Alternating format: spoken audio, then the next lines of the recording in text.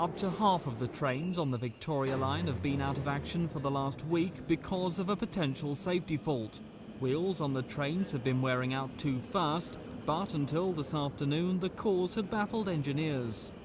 These are some of the wheels that have been causing the problem. They've been wearing down too fast. If they'd have worn down much further, it's possible trains on the Victoria line could have derailed. Now staff are working extra shifts to replace them. After extensive tests, engineers today revealed to Thames News the most likely cause of the problem. It's the recent hot weather, affecting the amount of grease automatically dispensed onto the track. We've got some curves on the track and it's beginning to look more and more as if we haven't got sufficient grease on those curves.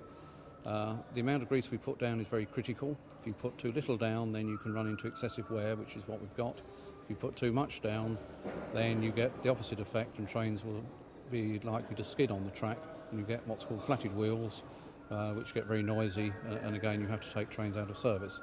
Now, is the hot weather to do with this at all? It could be. There are a number of possible reasons why we've suddenly run into this problem. Certainly tunnel temperature increases could be one reason. There are other things that we've looked at which may also contribute to it.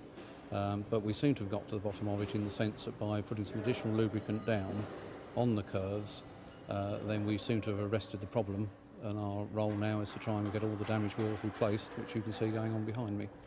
But replacing the wheels is a lengthy process, which is expected to take at least another 2 weeks to complete. I'm afraid it'll be another couple of weeks before we're back at the sort of level of service that I would be happy with, yes.